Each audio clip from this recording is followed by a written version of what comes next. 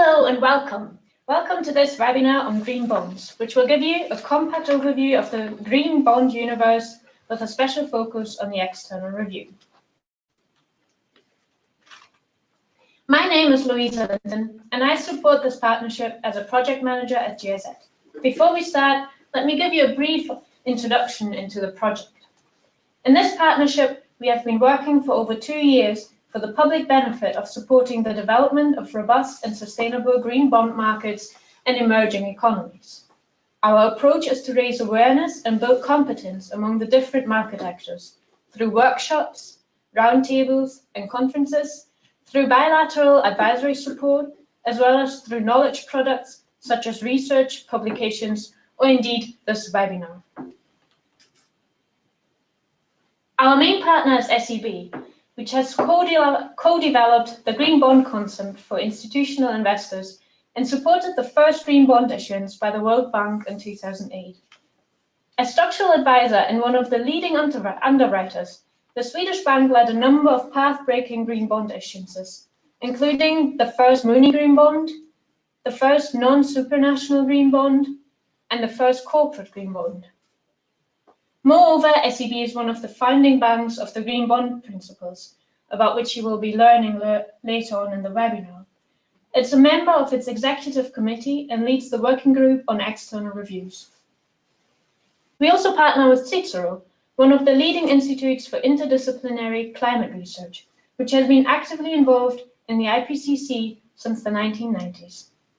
The independent Norwegian Institute was the first to provide a second opinion for green bonds, and remains until today the largest provider of such, being recognized in the market for its science-based approach, deep expertise, and high integrity.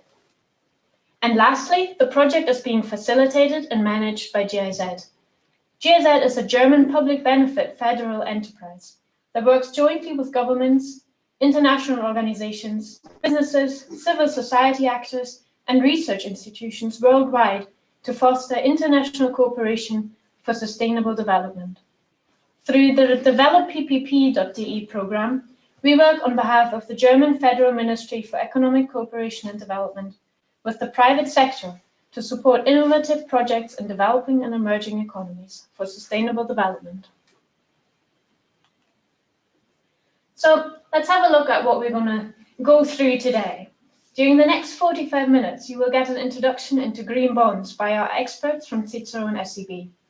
You will gain an understanding for why green bonds matter, how the market has developed, and why issuers and investors have become so keen on getting involved in the market. This part will be covered by Ben Powell, Senior Banker at SEB, who will also explain the green bond principles, how a green bond framework is set up, and how the issuance process is structured. After that, we will look deeper into external reviews and impact reporting, two essential aspects of safeguarding integrity in green bond markets. This part will be led by Harald Frankelund, Senior Advisor at Cicero, who will also kick off now with a brief look into climate science. In the end, we will also have some time for questions. If you have any, please type them into the chat function and go to webinar. So without further ado, I hand over to Harald. Thank you very much, and good morning to everyone. So first, in this section, I will give a brief overview of climate science, the motivation for green bonds. We are already experiencing climate change. This graphic shows the annual global temperatures from 1850 to last year and is visually a representation of the approximately 1 degree of warming that has already occurred. Last year, the IPCC launched a report on 1.5 degrees warming. This special report is a follow-up of the Paris Agreement, which sets a goal to keep global warming well below 2 degrees above pre-industrial levels and to pursue efforts to limit the temperature increase to 1.5 degrees above pre-industrial levels. At the same time, recognizing that this would significantly reduce the risk and impact of climate change. The IPCC report concludes that 2 degrees of global warming will lead to more heat-related deaths, smaller crop yields, worse extreme weather events, slower economic growth, more people in poverty, and increase the population facing water stress by up to 50% compared to a 1.5 degree world, and the impacts will get progressively worse if temperatures warm beyond the 2-degree limit. The good news from this report is that we are not locked in to 1.5 yet. It is both physically and technologically feasible, but politically very demanding. To stay well below 2 degrees, science tells us that emission must go to zero within a few decades, or we need large-scale negative emissions with associated risk to compensate. We are used to think that we are safer if we don't rock the boat. Business as usual sounds like the least dangerous scenario. When it comes to climate change, it is the opposite. Business as usual means global warming at the end of this century at 4 degrees. That is a giant experience, and we don't know the consequences. The take-home message is that the faster we cut carbon pollution, the less severe impacts we will face. Regardless of the degrees of warming, climate risk is a financial risk, and the leading financial institutional stakeholders understand this. These risks are typically grouped into physical risks and transition risks. Many physical impacts that scientists have originally anticipated over a longer time horizon are being observed already today. For example, we have already experienced the impacts of the interaction between sea level rise and extreme weather events. Global losses from extreme weather events rose by 86% from 2007 to 2017. Investors should expect stronger hurricanes combined with flooding and sea level rise leads to significant damage.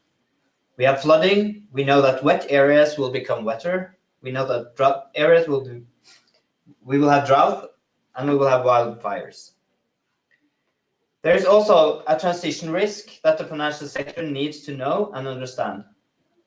This is connected to changes in policy, liability, or technology that can impact markets and consumer behavior. Policy risk is connected to, for instance, CO2 taxes, regulations, subsidies. Liability could be countries that take legal action against fossil fuel companies or other countries.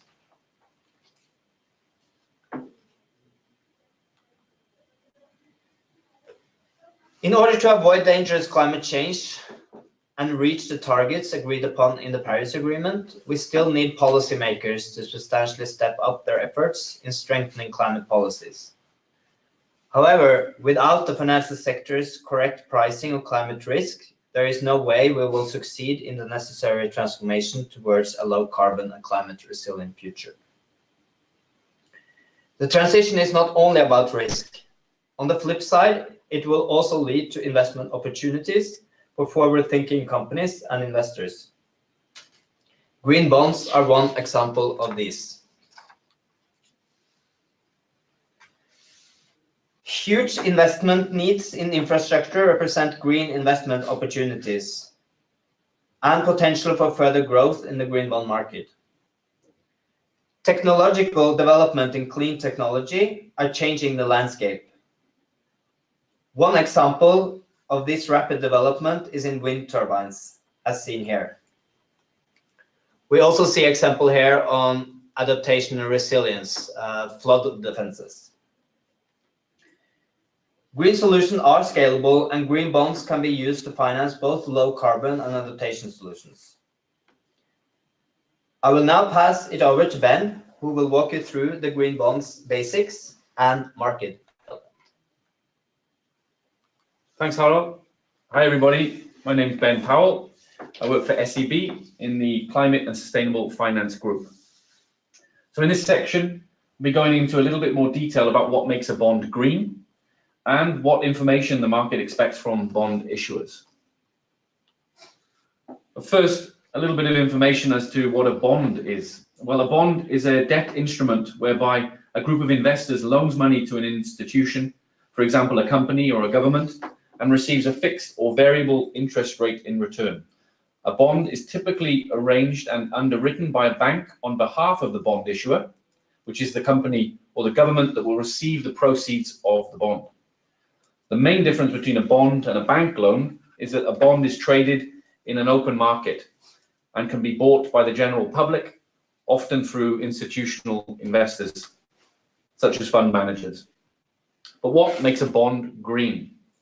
Well, green bonds are any type of bond instrument where the proceeds will be exclusively applied to finance or refinance new or existing eligible green projects, and which are aligned with the 4 core components of the green bond principles. This definition was agreed upon by a consortium of major banks, investors, and debt issuers organized by the International Capital Markets Association, or ICMA, and set the foundation for creating a set of voluntary guidelines named the Green Bond Principles in January 2014. This is one of the most widely accepted definitions on the market. In addition to this, many countries have adopted their own green bond guidelines and use the Green Bond Principles as the foundation for creating national guidelines. Green bonds share the same underlying mechanisms as regular bonds in terms of process between issuers and investors, pricing, tenor, secondary trading. The main difference is that only predefined projects leading to an environmental benefit can be financed. For example, a property development company can raise a regular bond to finance all types of properties and day-to-day operations. However, a green bond from the same company can only be used for predefined projects with an environmental benefit, such as only for properties with a 30% less energy use than the national average, for example, or that they meet certain green building certifications. The Green Bond Principles have been established to provide a methodology for green bond frameworks that ensure that green projects are defined and that the issuer sets up robust governance procedures to safeguard a sufficiently high environmental integrity, thereby making sure that it can deliver on its green promises and report progress back to investors. Now we'll take a look at the 4 components that make up the Green Bond Principles. The first of the Green Bond Principles is use of proceeds. This concerns definitions of eligible projects and are typically divided into 3 areas that target climate and environmental stress: mitigation, adaptation, and other environmental projects. The second principle is the process for project evaluation and selection. The third principle is management of proceeds. This concerns traceability and monitoring of the money raised through the bond issue. The fourth principle of the GBP is reporting. Here, transparency is the key. An issuer is expected to describe how it intends to abide by the Green Bond Principles in a document called the Green Bond Framework. As this document is made publicly available in connection with the Green Bond issue, investors can learn about the issuer's intended use of proceeds and how the governance procedure is structured for selecting, monitoring, and reporting on investments. Consequently, the Green Bond Framework is central in the issuance of a green bond. In fact, it is considered as one of the most important documents of a green bond issuance, in combination with an external review. As the Green Bond Principles encourage a high level of transparency, it's recommended that an issuer's Green Bond Framework and its internal environmental governance procedures are evaluated by an external reviewer, which provides evaluation through an independent external assessment. We'll cover this later in the presentation. So what do green bonds finance according to the Green Bond Principles? Well, the GBP provide high-level categories for eligible green projects in recognition of the diversity of current views and the ongoing development in the understanding of environmental issues and consequences. The GBP recognize several broad categories of eligibility for green projects, as you can see here.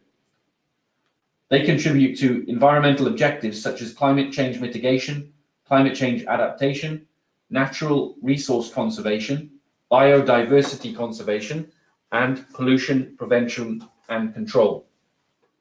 The list you see here of project categories, while indicative, captures the most commonly used types of projects supported by or expected to be supported by the green bond market to date. Now we move to part 3. Here I'm going to cover some of the developments we've seen in the green bond market and talk a little bit about issuance volumes, the types of issuer, and the countries that have been active in the green bond market so far. On the slide here, you'll see that it shows the cumulative issuance of green bonds in purple, along with the annual issuance of green bonds per year since the market began in 2007, 2008. And you'll see that the market has shown rapid growth in recent years. From a total issuance of $39 billion in 2014, the market saw issuance rise to $100 billion in 2016 and reach $185 billion by the end of 2018. With a further 20 billion issuance of green bonds so far in 2019, this has taken the cumulative green bond issuance to over the $600 billion mark. Now, as big as that number sounds, you have to put it in context of the overall bond markets globally. And it's worth noting that outstanding green bonds are estimated to account for approximately 1% of the total outstanding bond market. So as the green bond market has grown in size, the diversity of the types of issuers tapping the market has also increased. The initial drivers of the green bond market were public entities such as supranationals, municipalities, and government agencies. These have been joined by financial institutions, such as many of the leading international banks, who've also issued green bonds to finance their green loan business. Large corporations such as Apple have entered the market in order to invest in energy projects, improve energy efficiency of their facilities, and reduce emissions in the supply chain. We've also seen the emergence of sovereign green bonds.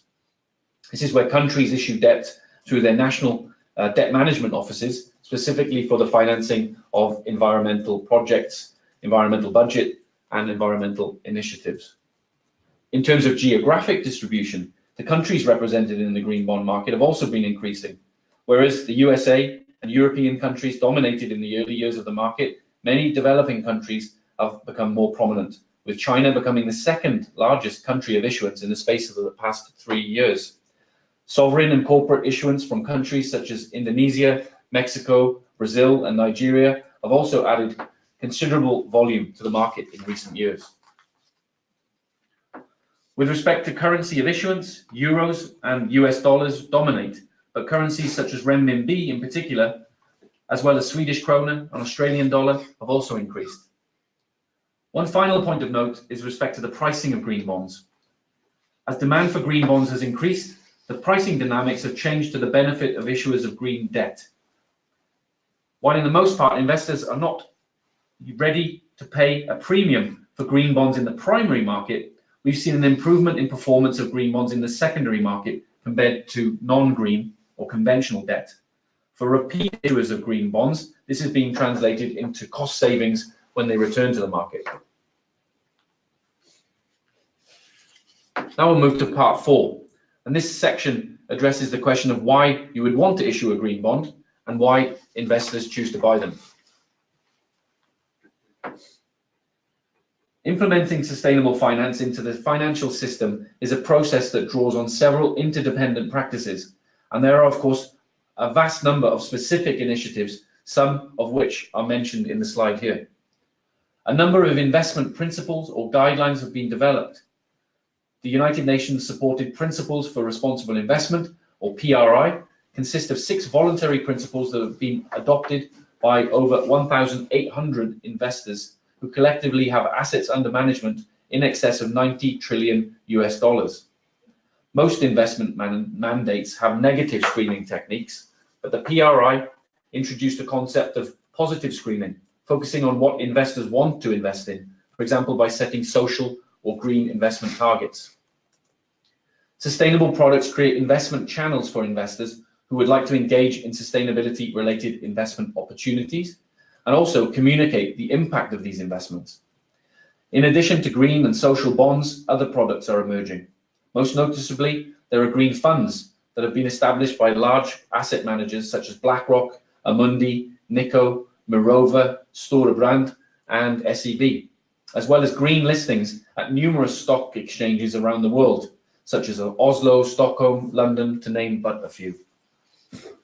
New policies and improved reporting will be important to ensure that investors and their clients are informed of the environmental impact of their investments. These include the European Commission's Technical Expert Group on Sustainable Finance, which aims to develop a unified classification system for sustainable economic activities, a European Union Green Bond Standard, methodologies for low carbon indices, and also metrics for climate-related disclosure. So what are green bonds contributing to the market? Well, for investors, they can evaluate and invest in green bonds and achieve intelligence on climate-related issues, which enhance risk management capabilities.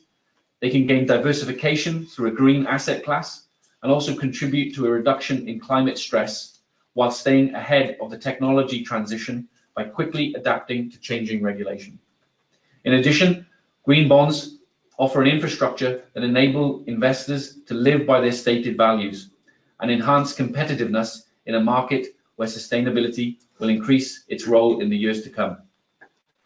And here you can see on the screen a quote from Frederick Samama from Amundi, who's identified the necessity of sustainable investment with the following quote, which you can read for yourselves.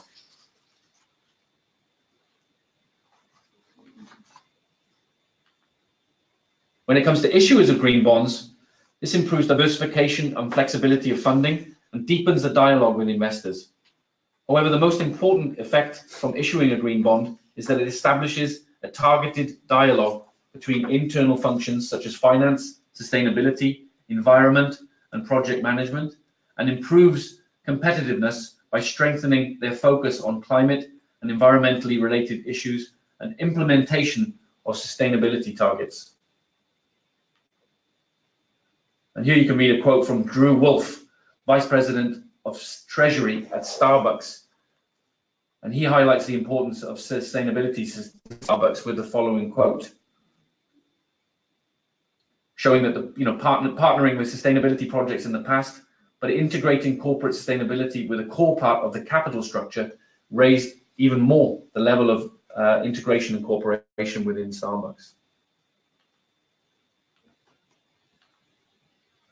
But for society as a whole, green bonds provide an arena for financial and environmental experts within companies, institutions, and organizations to mutually gain enhanced understanding and competence around the intersection of climate, environmental, and financial risk. The importance of sustainable financing to society as a whole has been encapsulated by the California Sustainability Alliance in the following quote, "Local governments wield significant influence and authority that can drive environmental sustainability within their jurisdictions." So in general, green bonds can be one important instrument which increases the climate risk awareness needed across industries in order to support the transition to a low carbon society. It helps mobilize human capital and facilitates the shift in financial and real capital towards a resource allocation aligned with avoiding a 1.5 degree scenario. As the quotes you've seen on this slide show, green bonds are delivering on these value propositions for investors, issuers, and society as a whole. So in this next section, I'm going to go into a little bit more detail on the 5 pillars of a green bond framework. As I mentioned, the green bond framework is an integral document for any issuer who is contemplating issuing a green bond.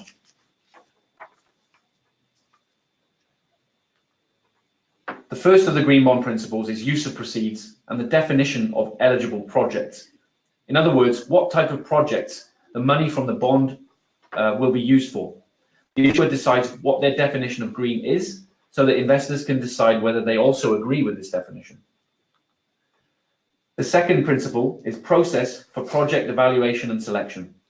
This concerns the development of a process for project selection. In other words, how do you make sure that the projects you select are indeed in line with your definition of green? The third principle is management of proceeds. This concerns traceability and monitoring of funds raised for sustainable finance.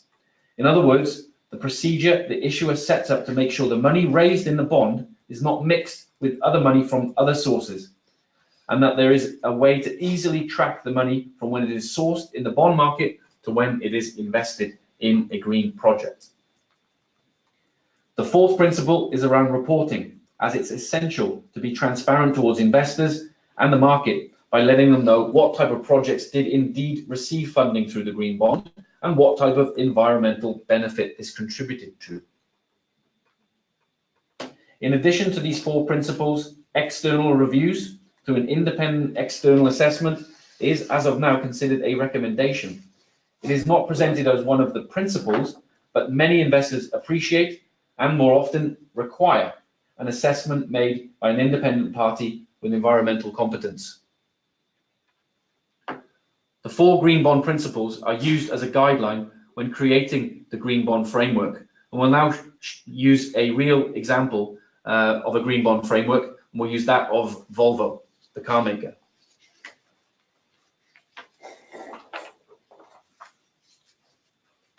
As per the green bond principles, the green bond framework consists of a list of eligible projects, a process for selection of eligible projects, a special account description, described here as an earmarked account, and transparency through reporting.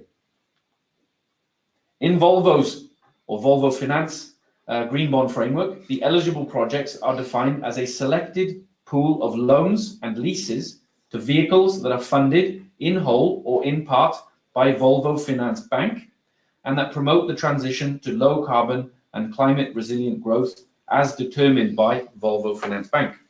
In other words, the projects or assets of a bank are so-called green loans. Below this, you'll see a list of cars that are eligible for these types of loans and leases. As per the green bond principles, Volvo Finance Green Bond Framework also outlines their selection process, whereby the head of Treasury and the head of Sustainability must reach a consensus. Then there is also a process for earmarked accounts and a plan for impact reporting. This example shows one issuer's approach when developing its green bond framework. Since different issuers work in different realities, the green bond framework should be tailor-made to reflect the different ambitions and capabilities of a company. Now I'm going to hand back to Harold from Cicero to take the next section. Thank you, Ben. In this section, I will discuss external reviews with a special focus on second opinions. I will be using our process at Cicero as an example. And as Ben showed, you probably now are convinced that you will issue a green bond. And also he showed that you could have a green bond framework that's only 2 pages, so it's not a very bureaucratic process. A green bond is just a normal bond, but what is important is, of course, what makes a green bond green. Is it green to invest in energy efficiency in a refinery? Is it green to invest in a green building if it's directly linked to an airport? All of these issues have been discussed already in the green bond market. But who defines what is green? There is no one authority that decides on this question. Ben has already showed you the green bond principles more in detail. It's about definition, selection, management of proceeds, and reporting.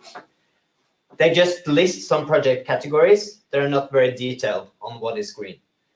Ben also mentioned that in some market, we have some more detailed regulation. The Chinese market is the most developed with their own green catalog. And it's work going on in the EU as well. The stock exchanges, in order to be listed on a green bond listing, you need to have an external review. And you also have green bond indices that have their own definitions on what's green. But the important part of the external reviews is to provide transparency on what is green in this market. The way we see the green bond market is that it's about transparency and opening up a communication channel between issuers and investors. We see our role as external review providers to facilitate this communication. Last year, ICMA, the Secretariat of the Green Bond Principles, introduced guidelines for external reviews at the international level. And here you see some key elements. An external reviewer makes sure that they comply with integrity, that they are objective in the way they work, professional competence and due care, confidentiality is another important aspect, of course, and professional behavior. We really welcome these guidelines coming from the Green Bond Principles, as well as country-level programs to provide guidance and support for external reviews of green bonds. External reviews play a part both pre-issuance and after the bond has been issued. Here is an overview of the range of approaches to pre-issuance review. Framework consulting is separate from external reviews. It's a reason why it's called second opinion. It means that you should not provide the first opinion. There was a market practice where framework consultants also providing external reviews. However, the new ICMA guidelines and also the principle itself go some way to discourage this, and there is an increasing awareness of this in the market. Among external reviewers, the most common types are second opinions, green scorings, and certification against standards. Second opinion are the most common form of external review, and we will focus on this for the rest of the webinar. There are a range of different providers and approaches. The vast majority of providers review alignment with the Green Bond Principles. Some go further on evaluating environmental criteria and governance. The rating agencies have also recently entered this space with their own green bond rating and scorings. Again, there are a range of methodologies. The third form of external review is certification against standard. For international issuance, the most common standard used is the Climate Bonds Initiative, CBI. Before we dive into second opinions, here is an overview of the types of external review post-issuance. We see an increasing trend for issuers to complement the pre-issuance external review with a review of their use of proceeds or impact reporting. I will be going over impact reporting in more detail later. It is also possible to update rating or second opinions based on updates to the framework. Moving on to second opinions. As an example, here is our second opinion process. Second opinions are desk reviews, and the Green Bond Framework is the key document. Other relevant documents include corporate strategies and policies. Do you have any targets in reducing emissions? Do you screen for resilience? If an issuer have a framework that includes green buildings, you might want to send any green building certifications. What is the energy use of the buildings portfolio? And maybe your policies on sustainable procurement of materials.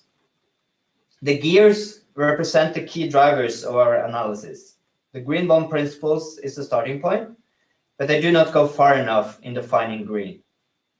This is the link to climate science, which we supplement with any relevant standards.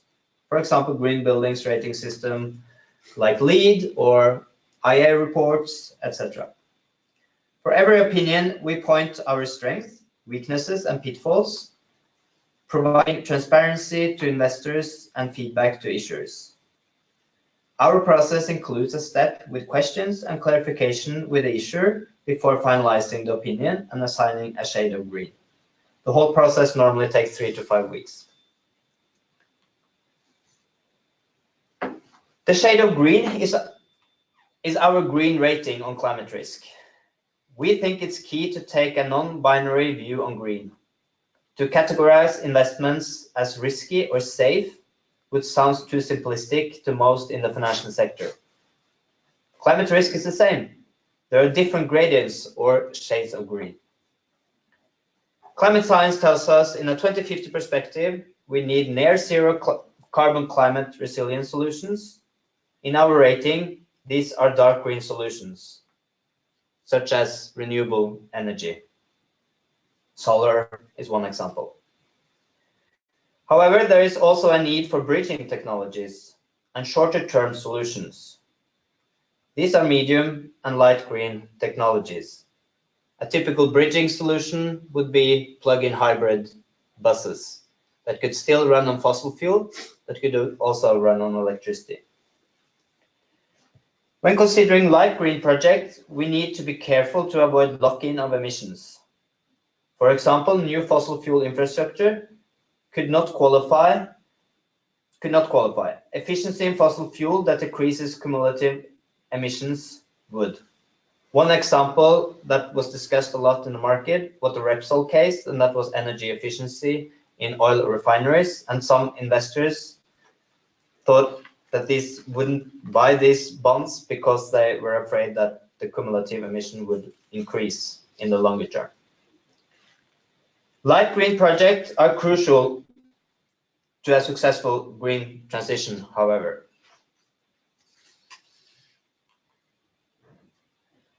Since introducing shades of green in 2015, we have shaded 76 frameworks. By project categories, we can see some clear trends. Renewable energy is often dark green. Efficient buildings are medium. In order to qualify as dark green for renewable energy, you need to have safeguards in place in order to, for example, on biodiversity, etc. The reason why efficient in buildings are allocated medium green is because of the long lifetime of the buildings. So it's really important that you have high ambitions, and that's why it's difficult to achieve dark green in that sector. Some reflection on the light green. Fannie Mae, the largest issuer in the market, was awarded light green. And in our view, we really need also light green project. There is no way that we will solve this issue if we only go for the darkest green solution. We need to focus on all shades of green. And it seems like investors agree. Also, the light green bonds that we have assessed have been oversubscribed in the market. Green bonds open a communication channel between issuers and investors. The most important communication tools are the framework and the external review report, pre-issuance and impact reporting post-issuance. Why report on environmental impacts? Green bond investors expect reporting from green bonds, and in particular those investors that want to make a difference and expect to be informed on the environmental impact of their investment. This transparency is key to the integrity of the market. And that's why the market practice is to report every year on the green bond investments. Standards for impact reporting are still evolving. No one right way to report environmental impacts. It is also key to be transparent. It's key to be transparent on methodologies, assumption, and to be consistent in the way you are reporting. If you're using one set of emission factors for corporate greenhouse gas reporting, it is advisable to use the same for green bond reporting, or to be clear on the reasoning why you are not doing it.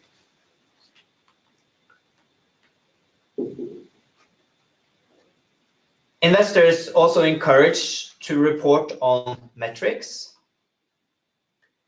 These provide investors with quantitative measurements of direct environmental or social impact from investments. Carbon emissions are often cited as a key metric, and while emission savings can provide important information, we also encourage issuers to report on green metrics. By this, we mean the measures that show the project's positive contribution to the low carbon transition. An often cited example, which is easy to measure, is the megawatt of electricity produced by a renewable energy source. For some projects, it may prove difficult to find exact and quantitative measurements, such as biodiversity conservation or climate change adaptation projects. In those cases, a qualitative description may be more suitable. As always, transparency should be the guiding principle when doing impact reporting. As mentioned, this is an area of innovation, and standards and guidelines are under development. The ICMA working group on impact reporting have published 3 sector guidelines so far on water and wastewater management, waste management and resource efficient projects, and clean transportation.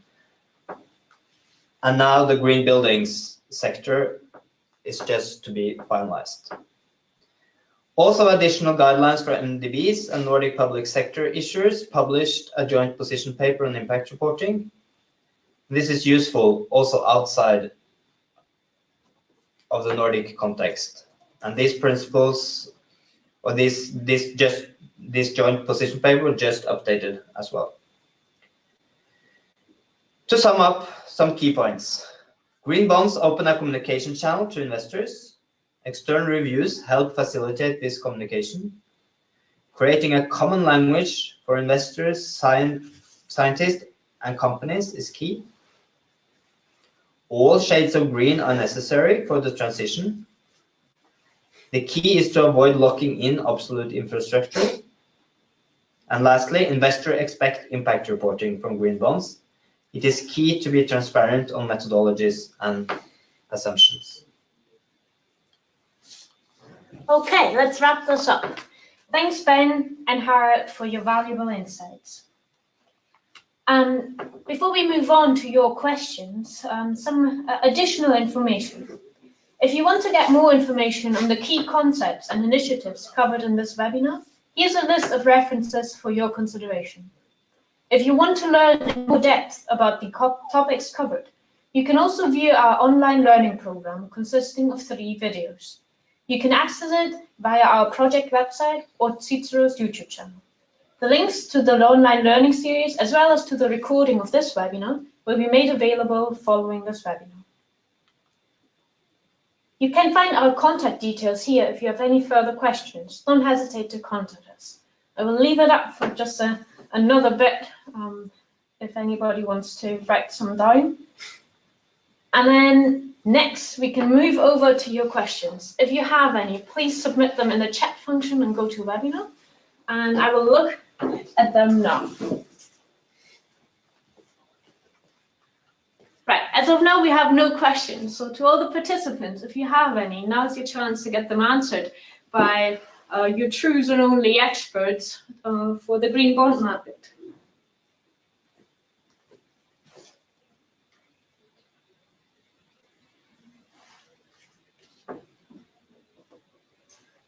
Okay, still no questions.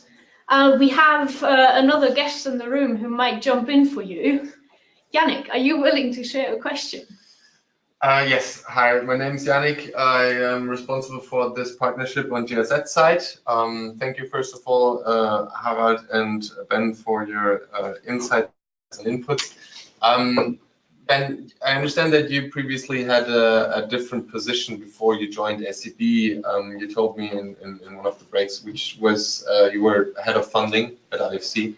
So you took a different approach when looking at green bonds for the first time. How difficult was it to set up the right infrastructure and convince people internally that green bonds would, on the one hand, create certain costs, but in the mid to long term would be beneficial to IFC's overall capital market approach?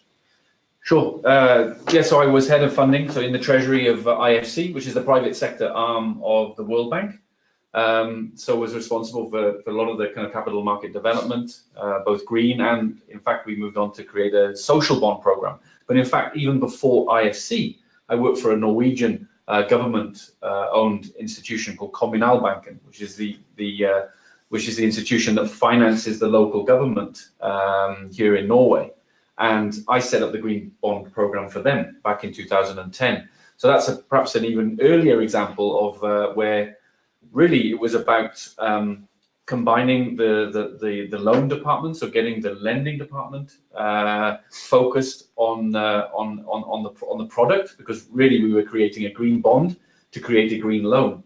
But I think because of the government's, and this is probably the case of IFC as well, the institution. So when you have an institutional focus on climate change, climate risk, that made the job a lot easier when you had internal kind of alignment. So having that internal alignment was super important to getting buy-in from our lending department, from our kind of ESG department, and then kind of getting together with Treasury in order to be able to do that. But it was made so much easier to having a mandate that covered the entire company, and be that at Kommunalbanken in Norway, we had that. It was very much to support the kind of climate ambitions of the municipal sector in Norway, which was pushed from the top down from the government. In the case of IFC, there were, IFC had very clear targets in terms of the amount of business that they wanted to do, which was climate related, and so Treasury could easily play a part in terms of trying to contribute to that. So there was a clear goal at the company level, which really helped us kind of all get behind and integrate. So I think that really helped to have that kind of overarching strategy, and then it's easier to push down to the smaller departments, and also to really enforce people to get into action. So senior management buy-in is key. Absolutely. To get the process going internally. At least in the cases that I've been involved with of creating a green bond framework. Yeah. Okay, so we have some questions now from participants. So the first question I will read out is, are the metrics in the suggested impact reporting applicable in all countries, for example, in the Nigerian green bond market? Yes, I think it's all about telling investors on what types of impacts the investments have. So I think there are several impact metrics out there. But for example, if you talk about renewable energy, installed capacity of megawatt installed capacity is of course relevant all over the world. And that's the case for many of these technologies. Okay, I have another question from Nigeria for you. And it is, how can we scale up technology ideas that have been developed on a smaller scale in Nigeria to a larger forum as a green bond would suggest? Yeah, that's a huge question. It's more about kind of how can we make sure that green technologies are scaled up. I think green bonds could play part of it, but of course it's also about putting in place the right policy measures so that we can scale up the green solutions. The green bond market is of course a market more for the bigger actors that are able to issue bonds. Because, as I said, green bonds are only normal bonds. It's just that they are green. But I think we need to work on several fronts in order to scale up green finance. I think there's just one addition is, this idea of aggregators. So creating aggregators, and there's a lot of discussion going on right now where you can create some kind of vehicle which aggregates a lot of the different technologies in order to be able to for them to access financing. So that could be one example of creating a kind of aggregator that could issue a green bond, and then financing can go to kind of smaller companies as a result. The other one is the example of this kind of these municipal funding vehicles, where you create a kind of state-sponsored vehicle for financing at a higher level. So again, raising financing on a I guess a larger scale. So making it more eligible for kind of green bond market attention, but the proceeds then are going to kind of local initiatives, and that certainly I would hope would make financing more readily available. But again, that requires more kind of sponsorship from the national government, I think. Okay, and I think for a good example on that, participants can look at Kommuninvest who do that. Absolutely right. Another question I have here, what is a blue bond? Is it another shade of green? I mean, we've seen, blue bonds, obviously, as the name suggests, are focused on water. So we see some blue bonds being issued, which are being issued under an existing green bond framework. So it's a green bond, but the proceeds of which are only going to kind of water-related infrastructure, so water infrastructure and this type of project. So in some cases, it's a green bond, but the proceeds are going to select a portion of the types of projects which are water related. But then you do see blue bonds which are exclusively blue, which don't include any of the other kind of energy efficiency or renewable energy parts of the green bond, kind of eligible projects, but which are exclusively focused on water and resource management and that type of thing. So so you can do a blue bond which is exclusively blue, which focuses on water projects, or you can do one under a green bond but carve out a portion of the green bond projects which are exclusively blue. Hopefully that makes sense. So 2 points to that. It's as Ben said, it's the green bond doesn't only cover climate, it covers also the other environmental aspects. So it could easily kind of cover also blue bonds, but then again, these kind of green bonds are much more common in the market than the blue bonds. Yeah. Yet. So right. It's a much larger market for green bonds, not for blue bonds. But there is interesting developments. So. And a similar question, and we have actually two on that topic. So we are now seeing sustainability bonds emerging, and how do they relate to green bonds, and how do you think is that going to affect the green bond markets? Actually, we did our first second opinion also on sustainability bonds last year, where we partner with IISD because we are a climate research institute and we know a lot of things about environment, but not that much on the social aspect, because the definition on the sustainability bond is that it covers both the green and the social aspects of the investments. So that's what it includes, the social aspects. So it goes a little bit further than the green bonds.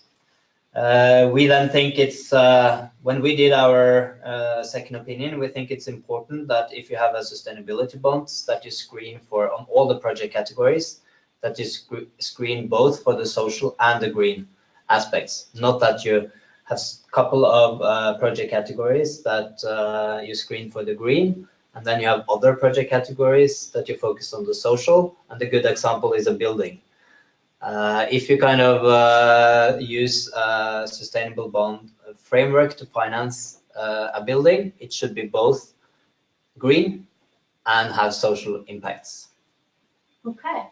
So one quick point, Louisa, is to say that the social bond framework is very much mirrored on the framework that was created for green bonds. So I think if so that in terms of the kind of quality control that has been created through the creation of the green bond principles has been kind of copied to that of the social bond framework. So the sustainability bonds, as Harald says, is it's a combination of green and social. So you really want to be applying the same type of frameworks that have been created in green to social, and so I don't see any risk of a reduction in quality or in terms of the framework and the market expectations. But I would say that it's just complementary to the green bond market. I think it's a positive for the market that we can bring in additional focus to sustainability. But assuming that the standards that we've created on the green bond market are kept, the same when it's applied to social too. Okay. Thank you for that. I have another question here. How do we rate projects that appear green but indeed have very high greenhouse gas emissions? For example, an agricultural project that aims to increase the production of beef.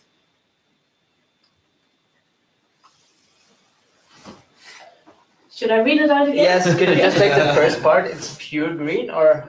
So how would you rate a project that appears to be green, but is actually high in greenhouse gas emissions? For example, an agricultural product, production process for beef. No, I think to us it's very important that we always talk about integration.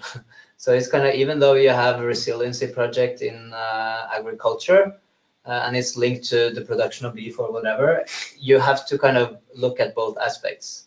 So in our view, if it's not kind of having a good story on both the mitigation and the resiliency part, it should not be rated green, or at least you should be transparent on the pitfalls.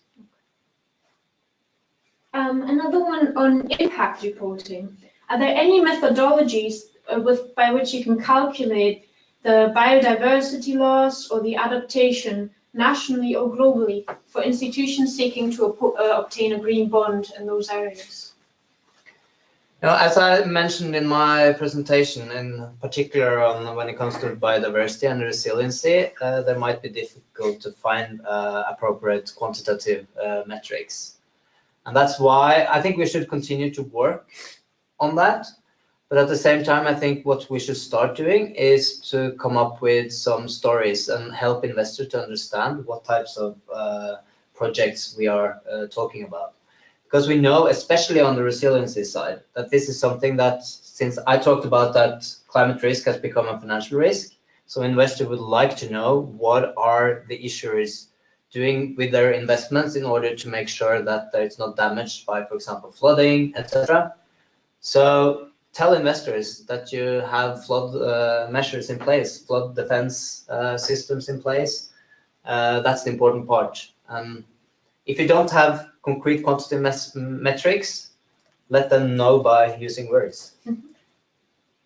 Okay, I have another question on the beloved additionality. In the green bond markets, are we observing that through this product there are new green projects emerging that weren't there before green bonds?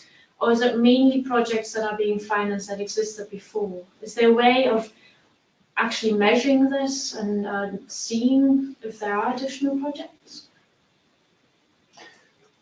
I think the fact that issuers of green bonds know that they have a much larger proportion of kind of green financing that they can obtain in the market is leading to further, commitments with respect to lending associated with climate-related projects. So I would say that it's perhaps indirect, because it all starts on the project side. I mean, really, you can't have a bond without a project, really. So it's the projects that will really create, the pipeline for more green bonds.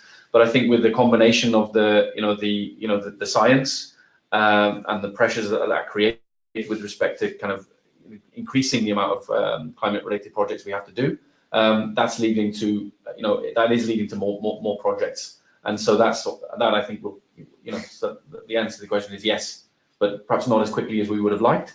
But certainly we're seeing kind of pipelines and commitments to projects, particularly on the kind of national, supranational scale, picking up very, very rapidly. With the increased dialogue that one is observing, that will probably take it further in the future. And also, I think, just to add, because there are no requirement of additionality on the project level in the green bond market, but by building this capacity among the financial community, you might also have the effect that they will start asking questions about the more brown investments that are not part of the green bonds. So that could have the other kind of the impact that you will probably not invest in the brown assets. Yeah. Okay, I have one last question for you.